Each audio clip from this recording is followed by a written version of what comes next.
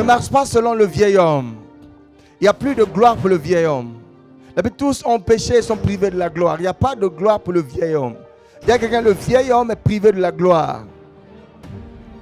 Mais le nouvel homme, il est glorifié en Jésus-Christ. Alléluia. Donc la grande gloire viendra si le nouvel homme est au contrôle. Dis, je mets mon nouvel homme au contrôle. Je laisse mon esprit prendre l'ascendant cette année. Je me préoccupe des choses spirituelles. Je fais les choses spirituelles pour que la grande gloire se manifeste dans ma vie. Pour ceux qui croient au message, chaque jour, chaque matin, il y a des choses, il y a des dispositions dans lesquelles tu dois être. Il y a des dispositions dans lesquelles tu dois te mettre. Parce que tu n'es plus l'homme d'avant. Dis à quelqu'un, la porte de 2021 est finie. Elle est fermée. Les choses anciennes sont passées. J'ai toute une nouvelle année, 365 jours de grande gloire. Alléluia. Et ça commence à ton réveil. Dis à ton frère, ça commence à ton réveil. Je connais beaucoup qui se réveillent. Peu importe la gloire qu'ils ont vécue la veille, quand ils se réveillent, c'est comme si on téléchargeait tous ses soucis sur sa tête. C'est comme si on téléchargeait tous ses problèmes sur sa tête. C'est que il a beau se coucher heureux, quand il se réveille le matin, oh bon, il y a comme un bilan de ce qu'il est, de ce qu'il a, de ce qu'il fait. Et toute la tristesse l'envahit.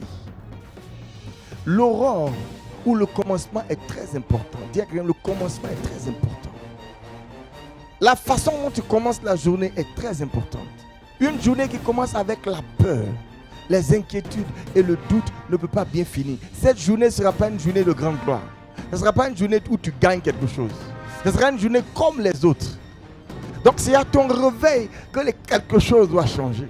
Qu'est-ce qui doit changer? Ta mentalité. Je vous ai dit de prendre l'exemple sur la fourmi. La fourmi a cette capacité de se motiver elle-même. Peu importe ce qui s'est passé la veille, le matin quand je me lève, je dis Dieu est grand. Peu importe comment je me lève, coubaturé ou pas coubaturé, je dis Dieu est grand. Et le simple fait de penser que Dieu est grand, j'aligne ses bénédictions pour ma journée. Tu le glorifies dès le matin. Tu le glorifies dès le matin. Même si tu as dormi dans le deuil, peut-être que tu as perdu quelqu'un la veille et tu t'es réveillé, tu penses Dieu est grand. Quand tu étudies la Bible, tu réalises que la façon dont Dieu s'est manifesté puissamment dans la vie de certains individus, c'était lié à leur façon de penser. Leur manière de penser attire la faveur et la grâce de Dieu. Les pensées de l'homme, vous savez, elles ne sont pas cachées à Dieu. Donc Dieu identifie les pensées déjà qui le glorifient. Vous vous rappelez, il a dit à David, parce que tu as eu l'intention, la pensée de me bâtir une maison. La maison n'était pas encore bâtie, mais pour Dieu, c'était suffisant. Donc quand tu te réveilles avec la pensée de j'ai tel problème, ça ne va pas. C'est aujourd'hui que je dois donner l'argent de tel. C'est aujourd'hui que je dois faire ça, mais je n'en ai pas. Oh Seigneur, la vie est tellement difficile. Pourquoi la vie est si difficile? Tu paralyses l'œuvre de Dieu dans ta journée. Si tu veux que ce soit ton année de grande gloire, ça commence à ton réveil. Et ça commence avec les pensées avec lesquelles tu te réveilles. Je suis toujours joyeux le matin parce que je sais que c'est le secret. Si tu n'es pas joyeux le matin, tu gâches ta journée. Quand tu te réveilles le matin, tu dis, Père, je crois en toi. Je me lève parce que je crois en toi. Alléluia. Et je vais commencer cette journée en sachant que tu es grand. Tu es grand dans ma vie. Tu fais de grandes choses. Tu fais de grandes choses pour moi. Peu importe ce que j'ai perdu hier, peu importe ce que le diable m'a fait hier, je me lève avec cette pensée dans mon cœur que tu es grand. Et quand tu rentres dans la douche avec la pensée que Dieu est grand, tu vas forcément chanter. Ta journée commence en chanson. Parce que tu n'as rien à craindre. Vous savez, Dieu n'a pas fait la vie pour embarrasser l'homme. Dieu a fait la vie pour mettre l'homme en valeur. Dis, je vis pour être mis en valeur. Et celui qui doit me mettre en valeur, c'est Dieu. C'est son travail. C'est comme quand tu viens en entreprise. Tu ne sais pas L'entreprise, ce n'est pas toi qui as créé. C'est le manager ou le patron qui va te donner quelque chose à faire de la journée. Donc toi, tu ne viens pas à dire non, qu'est-ce que j'ai fait aujourd'hui au travail? Tu ne sais pas. Tu viens au travail avec ta force. On dit, monsieur, ce matin, voici votre tâche. Voici. Donc, Dieu, quand je me lève, il doit me donner ma tâche. Je suis son travailleur. Oh, alléluia. C'est le secret d'Abraham. Je vous ai enseigné comment Abraham n'a pas eu peur de prendre son fils. La Bible, Dieu ne peut pas se contredire. Dieu lui a dit, Abraham, Ismaël ne sera pas ta postérité. Ce n'est pas Ismaël que j'ai béni, c'est Isaac. Maintenant, le même Dieu revient dit à Abraham, prends Isaac, celui qui est ton héritage, et offre-le en sacrifice. Pourquoi Abraham n'a pas eu peur? Pourquoi Abraham n'a pas douté? À cause de la façon dont il pense. Laisse-moi te montrer ça. Tes pensées vont changer ta vie. Je dis ça toujours, ils ne m'écoutent pas. La façon dont tu penses. Quand on te dit qu'on va faire quelque chose, tu vois, quand on est rentré ici, j'ai vu déjà notre temple climatisé. Quand je te dis, tu dois accepter. Oh, allez. Tu n'as pas besoin d'argent pour penser. Ça commence dans ta pensée. La belle maison blanche. Alléluia. Zaros que la andali atazesh. Subro de gesi la ma andazes. Dieu fait selon tes pensées. Vous n'avez pas vu? Dieu fait selon la façon dont tu penses. Et surtout quand ta pensée le glorifie. De telles pensées glorifient Dieu. Il n'y a même pas l'argent, chérie. On va dire au marché comment. Voilà. Hier, je t'avais expliqué mon problème de 100 000. Tu dis quoi? Dieu est grand. À chaque jour, il a dit suffit sa peine. Il est capable de faire infiniment au-delà ce matin.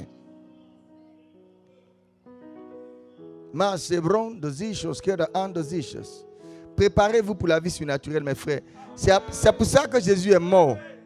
Jésus n'est pas mort pour qu'on soit des chrétiens ordinaires. Il y a quelque chose qui te concerne et que le monde doit découvrir pour que tu le glorifies. Il a dit, je t'ai glorifié sur la terre. Ta vie doit être pour la gloire de Jésus. 1 Samuel chapitre 17, verset 24. À la vue de cet homme, tous ceux d'Israël s'enfuient devant lui et furent saisis d'une grande crainte. C'est quand tout le monde, du roi jusqu'au simple soldat, quand ils voyaient Goliath, tous étaient remplis d'une grande crainte et s'enfuyaient. Le gars n'a rien fait. Goliath ne faisait que se présenter. Mais juste à la vue de Goliath, le peuple entier était pris de peur et de crainte. Un seul homme pensait différemment. Arrêtez d'avoir peur de ce qui fait peur aux autres. Ils sont rentrés dans la danse. Le corona fait peur à tout le monde. Même à toi qui es rempli du Saint-Esprit. Non. Tout le monde était terrifié à la vue de Goliath. Tout le monde était paniqué à la vue de Goliath. Il y a des choses qui arrivent, tous les hommes naturels sont paniqués. Tu dis, sauf moi. Je pense que Dieu est grand. Ma soeur, je pense que Dieu est grand. Alléluia. Ils ont dit, tu as le corona. Je pense que Dieu est grand. Pensons que Dieu est puissant. Et un seul gars se présente. Pendant que les autres ont peur, lui il demande, que fera-t-on à celui qui tuera ce Philistin?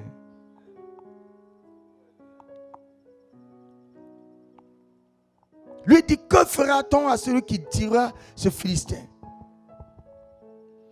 Pourquoi? La Bible dit, lui il dit, quand le gars il sortait, il dit, qui est cet incirconcis? Les autres voyaient Goliath. David voyait un incirconcis.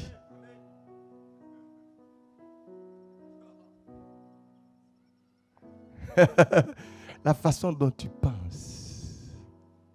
Il dit, qui est cet incirconcis qui a osé insulter l'armée du Dieu vivant?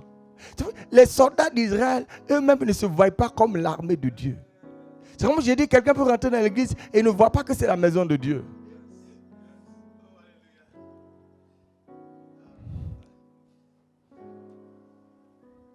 osé. Lui, il voit le camp d'Israël comme le camp de Dieu. Il dit, mais est-ce que le gars là, il sait où il est? Il sait contre qui il parle. Un incirconcis qui insulte l'armée du Dieu vivant. Est-ce qu'il sait qu'il s'adresse à des gens qui ont une alliance avec Dieu? Est-ce qu'il sait qu'il s'adresse à des gens qui connaissent Dieu? C'est ça qu'il lui a dit. Je vais montrer qu'il y a un Dieu en Israël. Vous voyez, sa pensée est différente. Et c'est la raison pour laquelle il a vaincu Goliath. À cause de sa pensée. Dieu aime les gens qui pensent ainsi. Parce que c'est la pensée de la vérité. C'est comme quand tu vois un enfant de Dieu qui est en train de se détruire. Du coup, lui seul, il ne vient plus à l'église. Il se fâche avec tout le monde. Il a l'impression qu'il est dans sa vérité. Mais c'est un mensonge. Et quand tu lui dis la vérité, ça le choque. Mais la vérité, c'est que Dieu a fait de toi une nouvelle créature. Et cette nouvelle créature, il dit, elle est le sel de la terre et la lumière du monde. Donc tu ne peux pas croupir quelque part dans les ténèbres. Il dit, une ville située sur une montagne, c'est ce que tu es. On doit te mettre sur le chandelier pour que les gens puissent glorifier le nom du Seigneur. Tu ne peux pas être caché. Tu ne peux pas. Pourquoi tu veux te cacher? Tu ne peux pas être caché. Il t'a choisi parmi plusieurs pour te faire briller. Alléluia. Il faut que tu brilles.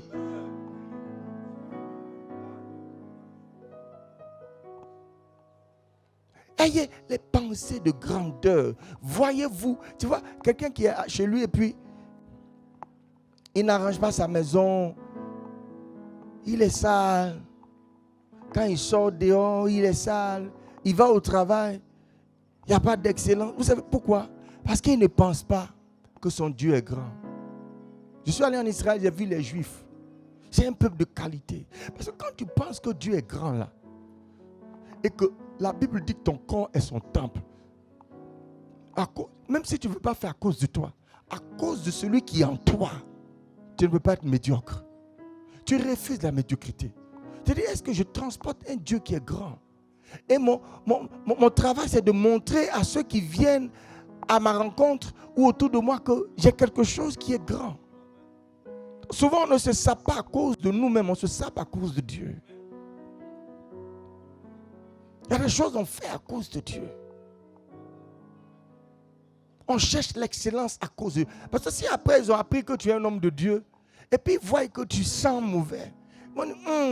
Si Dieu accepte ça, c'est que Dieu, il doit être bizarre. Ce qui est impossible aux hommes est possible à Dieu. Il y a toujours une possibilité. Alors tu arrêtes de d'argumenter ou de donner des excuses. Il n'y a pas quelque chose que tu ne peux pas faire. Il n'y a pas quelque chose que tu ne sais pas faire. En fait, c'est une question de volonté. Paul, lui, il a dit quoi? Je puis tout par Christ qui me fortifie. Je n'ai peut-être pas la force de faire. Mais Dieu est grand.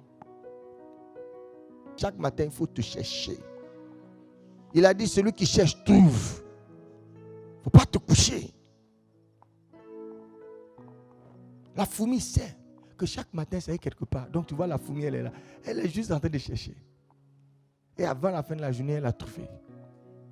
Il faut chercher. Il faut chercher. Il faut chercher. Dieu a mis ça, il a déposé ça quelque part pour toi. Il a mis ça quelque part pour toi. Peut-être c'est dans le sac de quelqu'un. Il faut que tu rencontres ce gars. Peut-être c'est dans la poche de quelqu'un. Il faut que tu rencontres ce dernier. Peut-être c'est dans un travail. Il faut que tu décroches ce travail. Peut-être c'est dans un contrat. Il faut que tu décroches ce contrat. Mais il a déposé ton pain quotidien quelque part. Ah, tu ne te réveilles pas en train de réfléchir ce que tu as perdu hier. Non, frère, je vais chercher pour aujourd'hui là. Ça y est, quelque part, je sais ça. Je sens ça. Et la fourmi traîne ses deux petites antennes et puis elle est là. Elle se promène. Elle est en train de juste chercher. Juste chercher. Juste chercher. Tu ne vas pas la voir en train de murmurer. Mais tu viens puis tu vois une fourmi qui est là. Qui est statique comme ça, qui dort. Non, elle est tout le temps en train de bouger. Même quand tu mets ton pied ici, et comme ton pied ne repart encore, elle cherche. Il dit, apprenez de ces choses. L'homme n'est pas fait pour s'asseoir, pour s'apitoyer sur son sort. C'est Satan qui fait ça. Pour te perdre le temps. va te prendre 30 minutes à réfléchir à des idées noires. Tu décides qu'il y a des gens à qui tu ne vas plus parler. Toi, tu as le temps.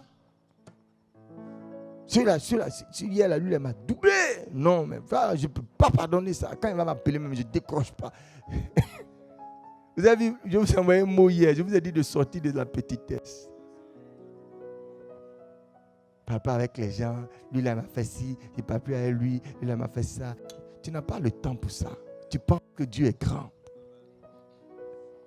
Tout ça, je comprends pas les gens qui se battent dans l'affaire de ministère. Ah, mon église. Non, non, non. Il y a le monde. Dieu est grand. Il y a la place partout.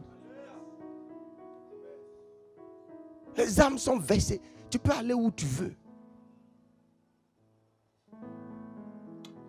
Tu n'as pas besoin de faire palabre quelque part. Des familles qui se battent à cause d'un petit terrain que papa a laissé. Travail, tu vas acheter pour toi, c'est pas mieux. Sortir marcher à cause du terrain que papa a laissé. Oh, je pense que Dieu est grand. Dieu est grand. Ah! Il a mis moi mon terrain, il a mis ça quelque part aussi. Mon nom est déjà dessus, je cherche. Comme la fourmi, je cherche seulement, j'ai trouvé. Regarde-moi, je l'ai trouvé. Qu'est-ce que je ne cherche pas que je ne vais pas trouver? Il dit celui qui cherche, trouve. C'est comme ça, tes millions sont quelque part aussi. Personne n'est venu ici pauvre. Non, il y en a qui n'ont pas découvert leur trésor, c'est tout. Ils n'ont pas découvert leur richesse. Dis-moi, je me mets à la richesse cette année-là. Je vais découvrir mes milliards. La Rossi Katalabaya. C'est pour ça que j'étends mes antennes. Nako Brody. Toutes les informations, je saisis. Il n'a laissé personne pauvre. Personne ne pourra dire, oh Seigneur, tu m'as envoyé en bas là-bas, tu ne m'as rien donné comme héritage. Il demande, moi, je te donnerai les nations. Donc, il m'a forcément donné. Il m'a donné. Dis, Dieu m'a donné. Là, il m'a béni de toutes sortes, de toutes couleurs, de tout parfum, de bénédiction spirituelle. C'est déjà ma portion. Le chrétien n'est pas né pauvre. Non, tu es né héritier. Et tu découvres ton héritage. Jusqu'où ça s'étend. Tu découvres les bornes. Pour savoir ce que tu peux cueillir maintenant, ce que tu peux cueillir demain. Donc, tu as une vie d'investigation. Cherche et trouve. Arrête de te plaindre. Si quelqu'un lutte avec toi quelque chose, il faut lui laisser ça. Vous avez acheté chaise, même si vous avez cotisé pour acheter chaise ensemble, et que toi tu t'en vas, qu'ils ne veulent pas te donner une chaise, tu dis prenez. Dieu est grand. Oh, alléluia. Dieu est grand. Si tu veux, il faut prendre. Dieu est grand. C'est parce, comme lisez, c'est pas ce que Jacob a fait. C'est pas ce que Isaac a fait. Il ne faut pas avoir peur. Toi, le chrétien, maintenant, tu lis, non, mais c'est moi qui ai donné. Ah, c'est moi. Non, non, ça ne peut pas. On va aller en justice. Ou mais on va couper la chaise en deux. Donne-lui la chaise. Toi, tu penses que Dieu est grand. C'est parce que lui, il sait que s'il laisse ça avec toi, il ne va plus avoir encore. Mais toi, tu crois en Dieu. Il pense que Dieu est grand, puissant. Et le mot grec, c'est dynatos. Ça veut dire que Dieu est miraculeux. Il est fort. Dieu est le Dieu de l'impossible. Il est le Dieu de l'influence. Il est le Dieu capable. C'est ce que le mot traduit. Qu'est-ce que Abraham pensait? Il pense que son Dieu là, mon Dieu est tellement fort que même s'il me demande mon enfant, c'est lui qui m'a donné de toute façon. Je sais que j'ai besoin de l'enfant. Il m'a dit que l'enfant est mon héritier. Mais je vais lui donner parce que je sais. Je n'ai pas peur. C'est comme tu sors avec un milliardaire et puis il te dit donne 10 000 francs au gars là. Tu ne te presses pas pour chercher les 10 000. Est-ce que tu penses que ton argent est perdu? Hein? C'est ça Abraham. Quand Dieu lui a dit donne ton fils, il dit il sait.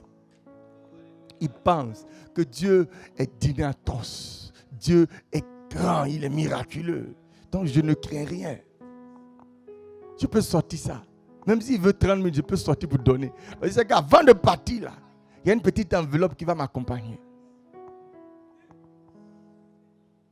Alléluia. Donc chaque fois que tu vas venir donner pour Dieu, pense à ça. Pense que Dieu est grand. Chaque fois que tu lui donnes quelque chose, il va multiplier infiniment au-delà pour toi. Pense comme Abraham. Pense que Dieu est dynatos.